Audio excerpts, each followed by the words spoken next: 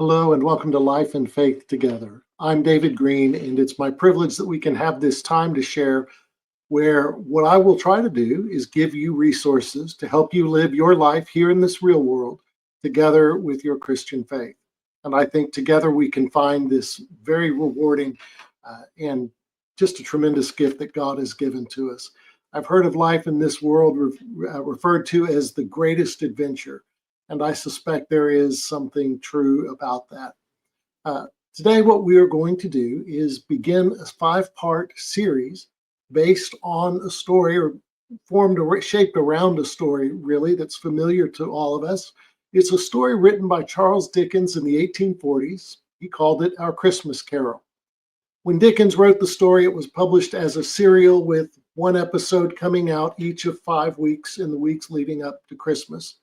It was during the reign of Queen Victoria in England, and Queen Victoria was said to have been reading this to her children, who sat on the floor together in front of a fireplace in Buckingham Palace. Now, who knows if that's true or not, but I live in Southeast Texas. We don't let the factual truth get in the way of a great story. Dickens' A Christmas Carol may seem like an unlikely story to use in a sermon series, but Charles Dickens, the way he constructed this, makes reference to stories out of the Bible. And there are some interesting parallels. But more importantly, it's something familiar to all of us that we can have a shared experience around. If you've seen episodes, Disney's put together countless productions with all of their different characters. There have been a number of movies produced, stage productions through the years, and those are, for the most part, truly wonderful. A couple of them are a little more haunting than I would prefer, but take time and read Dickens' A Christmas Carol.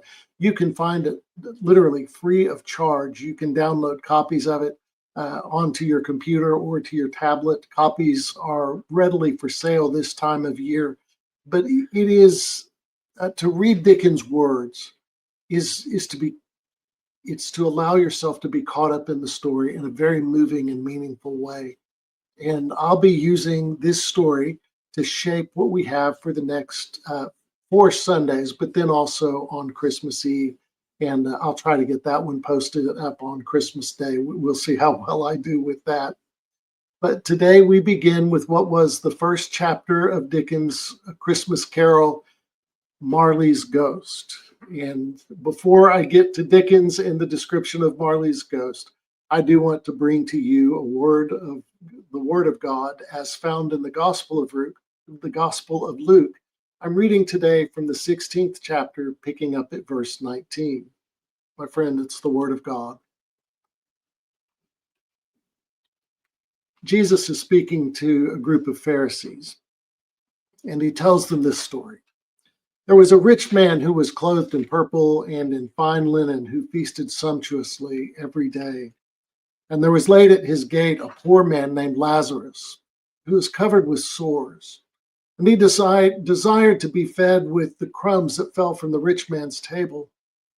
Moreover, even the dogs came and licked his sores. Well, the poor man died, and he was carried by the angels to Abraham's side. The rich man also died and was buried, and in Hades, being in torment. He lifted his eyes and saw Abraham far off and Lazarus at his side. And the rich man called out, Father Abraham, have mercy on me. Send Lazarus to dip the end of his finger in water and cool my tongue, for I am in anguish in this flame.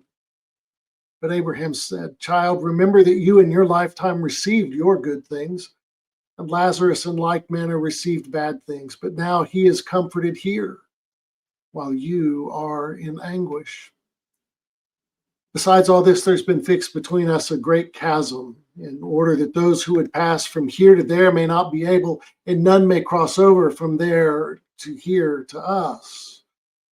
And the man said, Then I beg you, Father, to send Lazarus to my father's house, where I have 5 brothers, so that he may warn them, lest they also come to this place of torment. But Abraham said, They have Moses and the prophets. Let them hear them. Let your brothers hear Moses, and the prophets. This reading ends at the 31st verse. May God grant wisdom and understanding to all who come to hear with ears of faith. Oh my goodness. Charles Dickens was a fascinating character, and it's hard for us to kind of wrap our minds around who he was, but I can tell you that this man, he had a wicked sense of humor. When he finally had enough money to construct his dream home, he included in this home a fake wall. It was actually a wall that was a door into another passageway.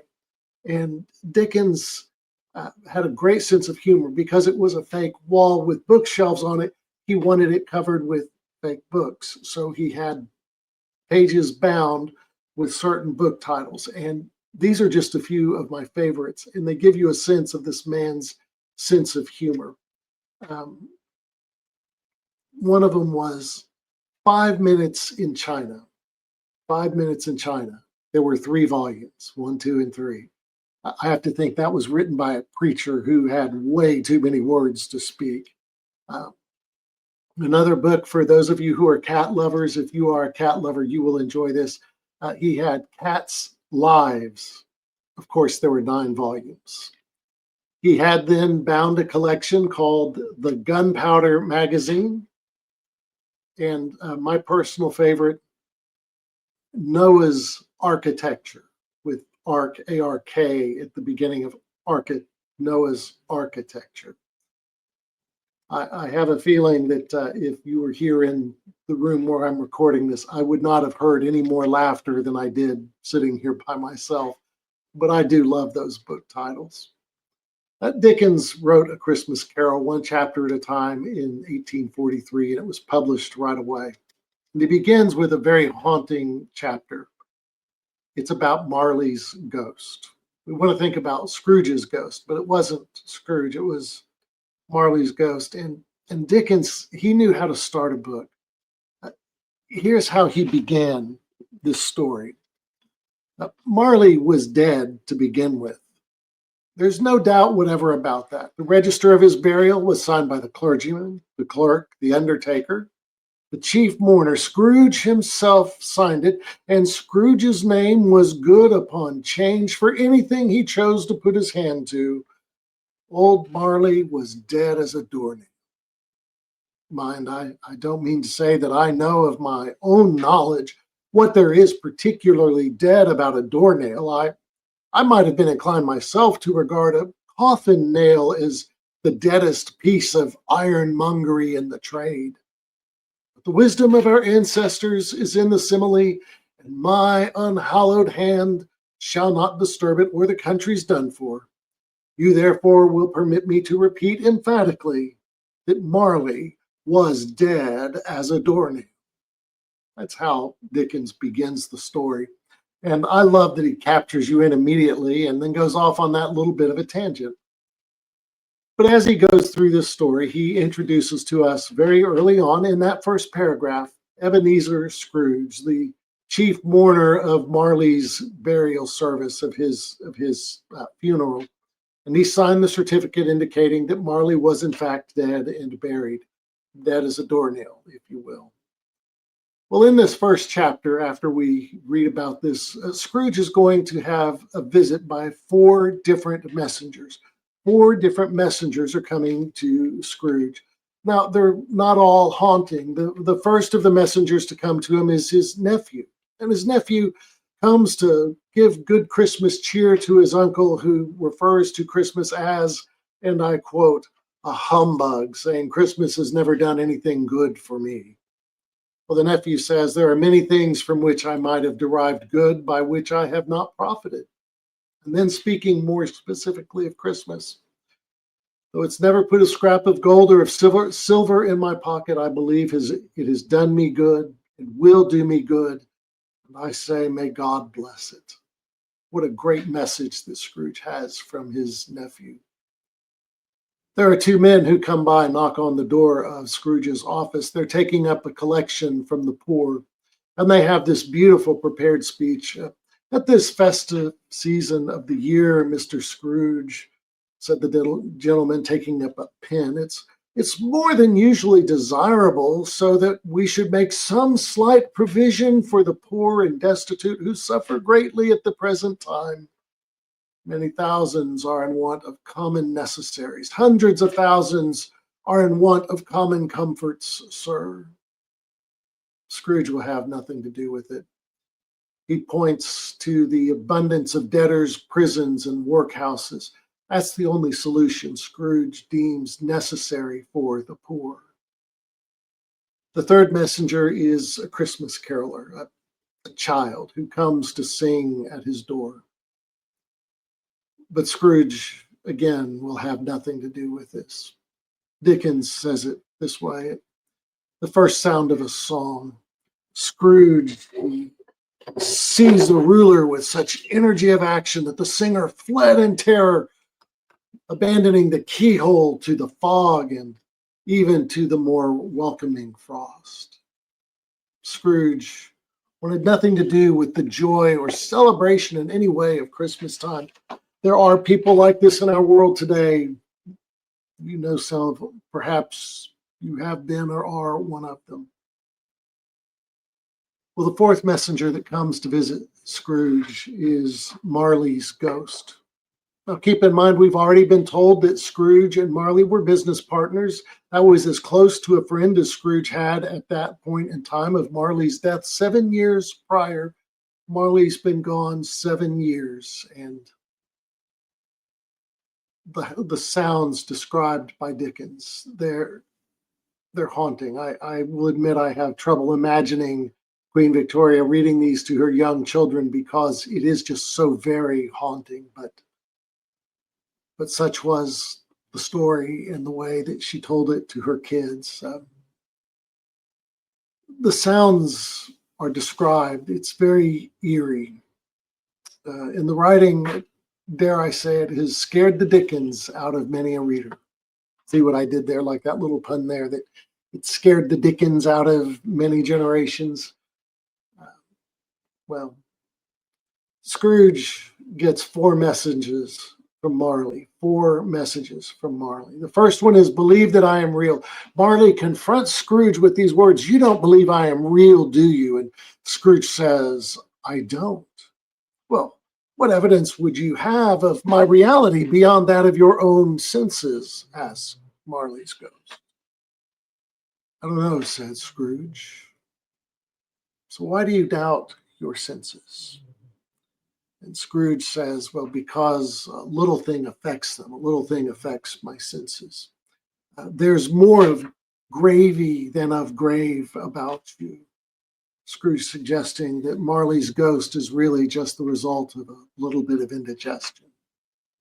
That's not the case at all.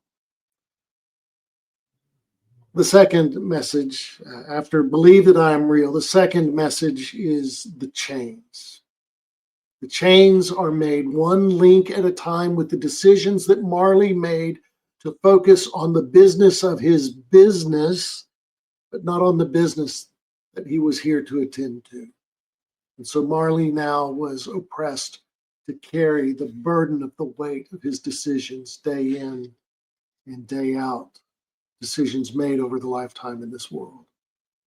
The third message was one of Marley's business, and he worded it this way. Mankind was my business. The common welfare was my business. Charity, mercy, forbearance, and benevolence were all my business. The dealings of my trade were but a drop of water in the comprehensive ocean of my business. And finally, there was the message of remorse. Believe that I am real. The message of the chains, the message of the true business of this world. And now finally, that remorse for a lost opportunity. Why, Marley's ghost asked. Why did I walk through crowds of fellow human beings with my eyes turned down and never raise them to that blessed star that led the wise men to that poor abode? Were there no homes to which its light would have conducted me? Isn't that a beautiful way to word that? Why did I not look for the star that guided the Magi, or Are there no homes where it would have taken me? There is that sense of remorse here. So Marley gives these messages to Scrooge. The story of a ghost seems an odd thing for a Sunday morning sermon and a Christian message, doesn't it? But we have a ghost in the Gospel of Luke. I read that story to you just a moment ago. Now, in the Gospel of Luke, in Luke's narrative, we should keep in mind that Jesus is at this point making his way towards Jerusalem. He has said that he's going to suffer many things there, and he is on his way towards Jerusalem where that will take place. He is teaching to crowds, and in those crowds are groups of Pharisees. This is one of the religious orders within the larger Jewish community of that first century. The Pharisees were politically very, very powerful. They were well educated. They were the elite. And did I mention already they were powerful? Because if I didn't, I should mention it more than once, and maybe even one more time. They were very, very powerful. Well, in the Gospel of Luke, we see that there is this growing tension between Jesus and the religious leaders, the Pharisees in particular. And a little bit before this text that I read, we read that the tax collectors and sinners were all drawing near to hear Jesus, and the Pharisees and the scribes murmured, saying, "This man receives sinners, he even eats with them." And in that context, Jesus begins speaking not just to the crowds in general, but to the Pharisees much more specifically. So in the vignette that I've read for you this morning, we have these characters. There is the rich man. Curiously, we never receive the rich man's name, but we know he is very, very wealthy. His life is marked and defined by the abundance, an abundance so great that the food that falls from his table onto his floor is desired by a poor man. Not just any poor man.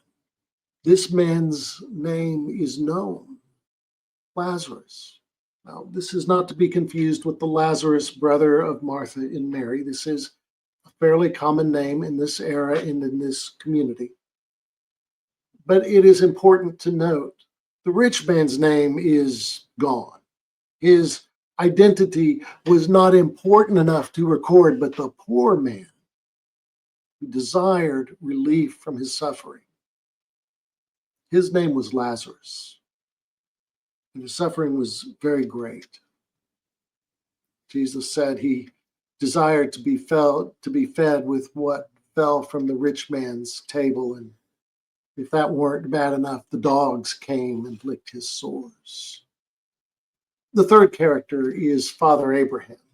Now, this is the way Jesus is telling the story. And I have lots of questions about why Father Abraham, why in this context, and Abraham and the angels generally, not named specifically, but the angels are there with him together with Lazarus in heaven. That's the description that we have here.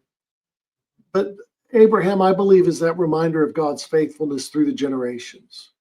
We worship the triune God of grace in the Christian community, one God revealed to us as Father, Son, and Holy Spirit. In the era of Jesus, the church as it existed in that time would have talked about the God of Abraham, of Isaac, and of Jacob. Even today, when I'm with a rabbi and the rabbi is blessing our meal, the prayer is, "O God and God of our fathers." I just have a memory of that being said by someone dear to me. "O God and God of our fathers."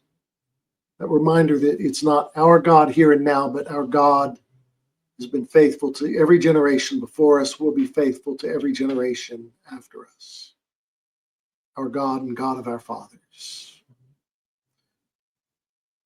That's who we have in this particular vignette. A rich man whose name is not recorded. But not only do we know him for his wealth in this world, we know him because of the suffering that comes after death.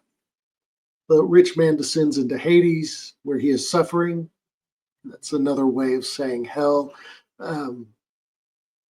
And that's the kind of description you have here. There's a fire, it cannot be quenched. And all he wants is a drop of water from the tip of Lazarus' finger, a finger that once had sores that were licked by dogs because this man was in such a pitiable state. So Lazarus has two requests. At first, for himself, let Lazarus dip his finger in water and just touch the tip of my tongue. There's no escape from this fire. The second request is for his brothers, his 5 brothers. And if there is no relief for him in the suffering because there's this chasm fixed so that Abraham and Lazarus cannot travel down to where the rich man is, neither can anyone travel from that place of Hades to where Father Abraham is. So the man has a request for his brothers. Send Lazarus to warn them. Send a ghost to warn them. Abraham's response is very powerful because it just can't be done. And he points out that if they're not going to hear the prophets, they're not going to hear one that comes from the dead. The rich man's reality is that he wanted to affect the world for good, but he couldn't. Scrooge looked out the window as Marley's ghost departed, and Dickens described it this way. The air was filled with phantoms wandering hither and thither in restless haste and moaning as they went. The misery that went with them all was clearly they sought to interfere for good in human matters, but had lost that power forever. But Father Abraham, if one comes to my brothers from the dead, they will repent. No, that is not how that works. The Gospel of Luke is a fascinating story here because we have messengers and messages being sent. So, what do I mean by that? Well, the first thing is we want to have this idea that we can go out and help those who are poor. We want to help those who are here in this world who are suffering, but more specifically, those who are going to face an even greater suffering. But we have power in the world to do that. But we will lose that power when we leave this world. We do well to contemplate the messages that we have here in this world and what it is that we're going to do with them. There's something in this message about a life well lived, and I think that's perhaps the most important message that I can talk about today. This time of year, I think about one of my mentors who lived life very well. You might recognize his name. It's Zig Ziglar. He was a very famous writer in the 1970s through the 1990s. And in November of 2012, he died after a brief illness. And he was eulogized with some great comments from Forbes magazine. Let me tell you what they had to say here. It's really very beautiful. A World War II veteran, Zig Ziglar became the top salesperson in several organizations before striking out on his own as a motivational speaker and trainer. With a Southern charm and lessons grounded in Christianity, Ziglar wrote over 24 books and amassed a following of millions who were encouraged by his lessons for success. Mr. Ziglar had lots of quotes, and if you've ever heard him speak, you probably have one or more favorite quotes from Mr. Ziglar. I love that he said, "Remember that failure is an event, not a person. something important about that. It's an event, not a person. Um, there was a criticism that he'd do these motivational speeches and motivation wouldn't last. They said, well, it's true, motivation doesn't last, neither does bathing, but we still recommend bathing every day.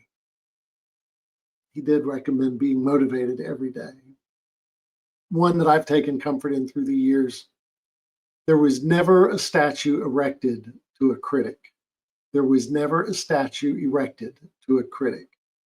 He certainly had his, and finally one that is more important than I think people realize. If you go out into the world looking for a friend, you'll find they're very scarce. But if you go out into the world looking to be a friend, you'll find them everywhere. There is something honest about that message from Mr. Ziegler, because he was a friend.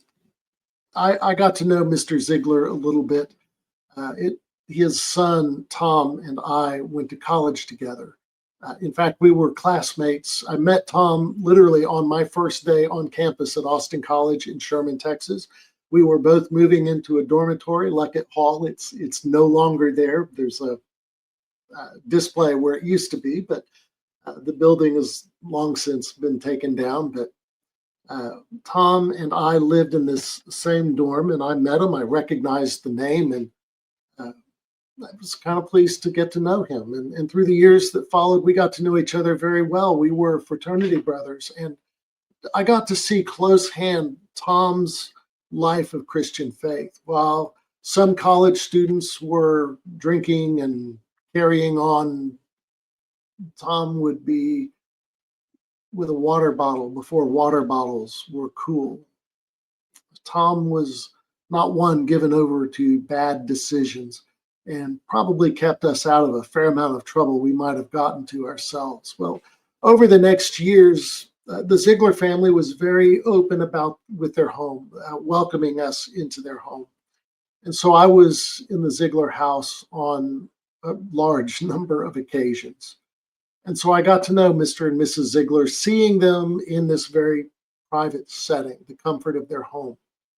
I also had the privilege of seeing Mr. Ziegler on a stage.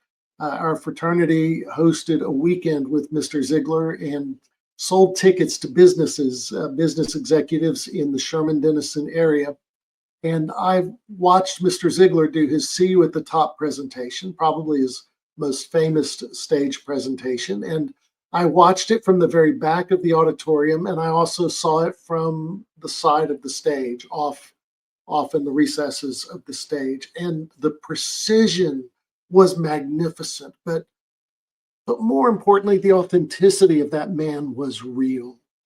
The man I saw in his living room with his children and grandchildren, it's the same man I saw on that stage, wanting the very best for the other people around him. Well, I finished college a little bit early. I finished in 36 months. I had to finish in 3 years because, quite honestly, I could not afford a fourth year.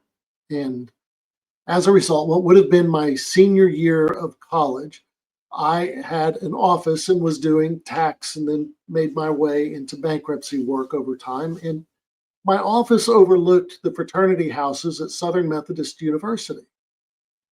To put this into context, I worked hard to finish college early, and my reward is that every Friday afternoon I'd look out my window as the guys at the fraternity houses would be throwing the frisbee back and forth across the street, Yale Boulevard, and then a little bit later, some grills would make it to the front yard, and I'd see hamburgers being flipped, and then I'd see a little bit later as the guys went out on dates or in groups for an evening of fun. And I'm thinking, I worked hard for what? I was lonely. I was truly miserable. I was achieving everything I had dreamed of achieving. I wanted to go to law school, and now here it is. It's right there in front of me. It's time to go. And I just knew it wasn't quite right. Well, Tom called me on a Friday and said, hey, let's get together with mom and dad for dinner on Monday. how'd you like to get together with us for dinner? And it was his dad's invitation for me to be there with Mr. and Mrs. Ziegler and with Tom. And it was a Monday morning, and it's in December, early December. It was about the time Tom was finishing his studies. And Dallas, I lived in Dallas, and the weather was cold on that particular day, and it was dreary and wet rain being driven by a wind out of the north. And I was on my way to the Ziegler home in Plano, and I was going up a road that was a wide road, but it needed to be widened. So to widen the road, they narrowed it down to one lane each way. And you know how city traffic is. It's when people are in a hurry because it's a Friday and they want to be home, and the weather is terrible, and it's December. So of course you have Christmas cheer everywhere. And people are in such a good mood. No, they're not. It was a hard drive up there. And I remember on this one stretch going north on Preston Road, one lane each way, and sitting at a traffic light, I had the thought that I've known this family for several years now. And everything I know about them tells me that their life had a characteristic that my life did not have. And I wondered, would I have a chance to ask them about that?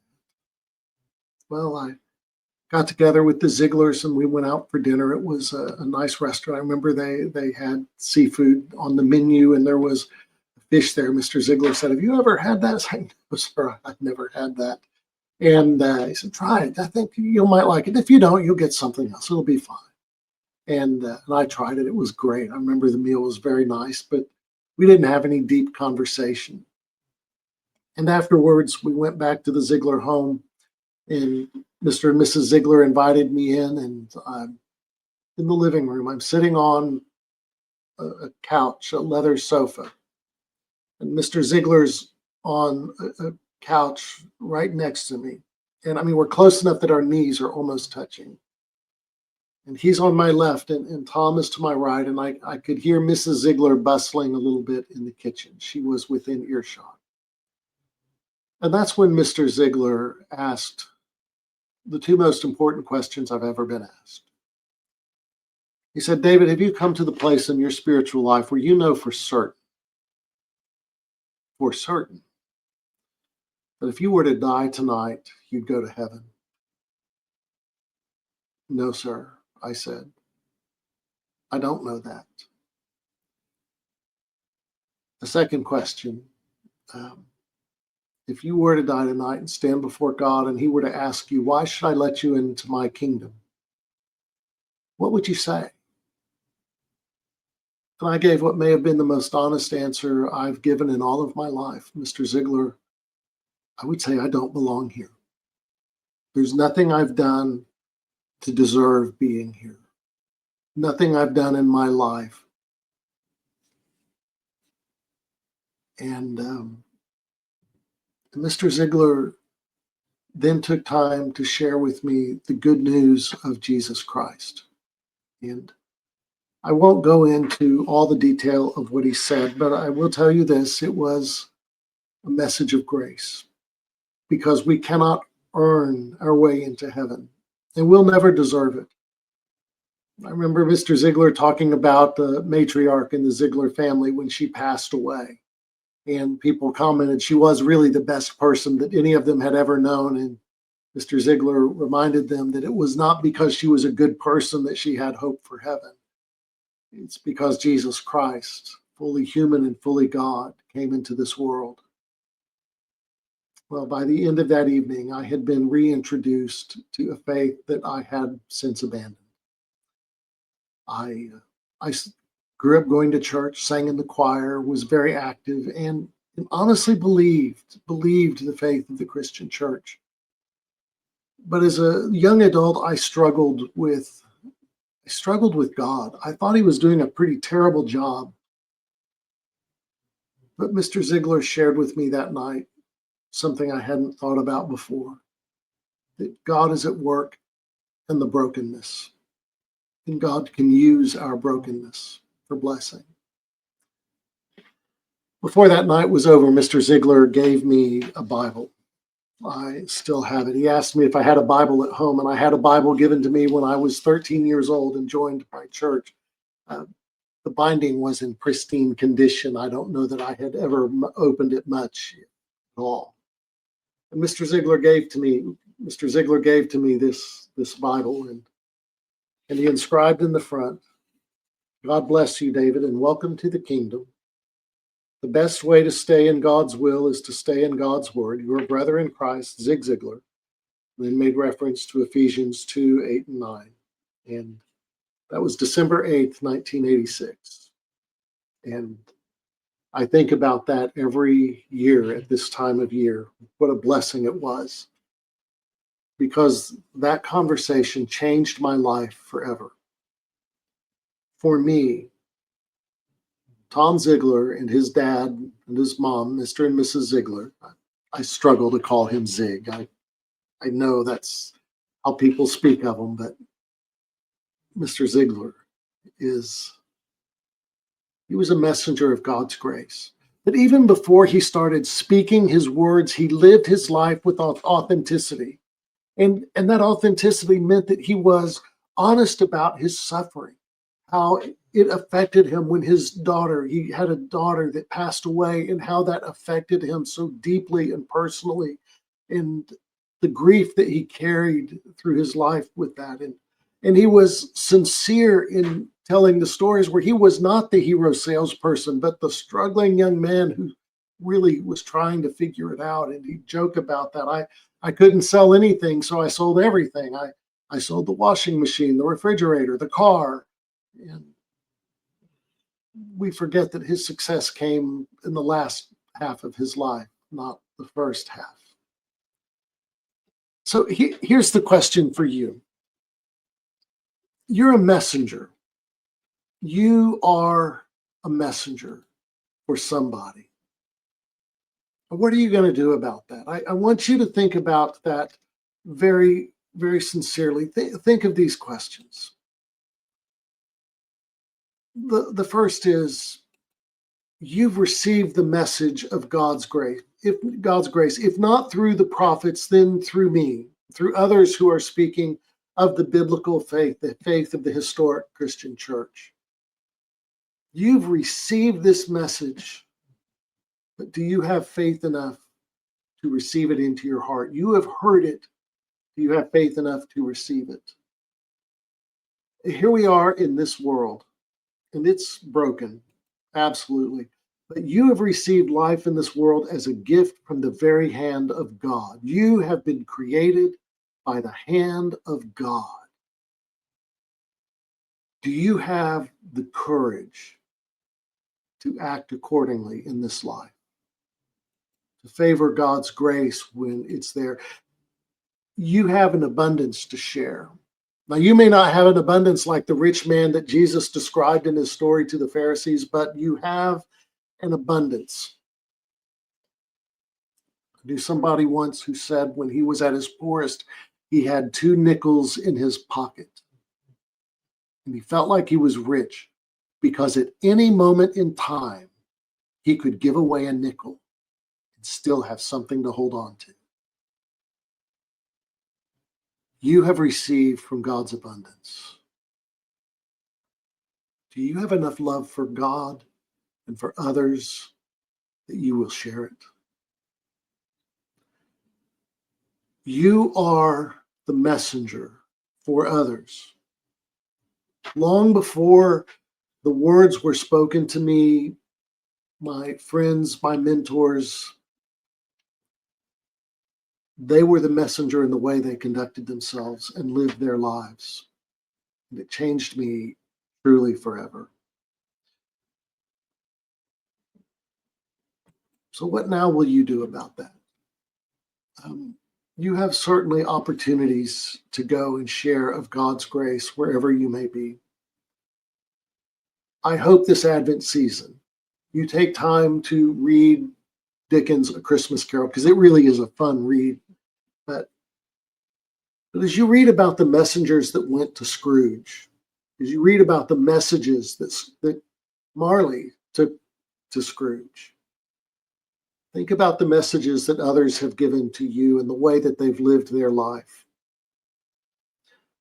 Will you share from your abundance? Will you give from what God has given you? Do you have the courage to do so in this life? Now, you've made it this far in this podcast. So if you would please take a moment, click like, it would help me out quite a bit. Subscribe so that as I post upcoming episodes that they'll be available to you. Today is December 1st. It is a good time of year to commit yourself to a life of following God, to be that messenger for others. Thank you for our time together. I'm David Green, and this is the Life and Faith Together podcast. I look forward to our time that we can have together in the weeks ahead. May God bless you in this week. See you soon.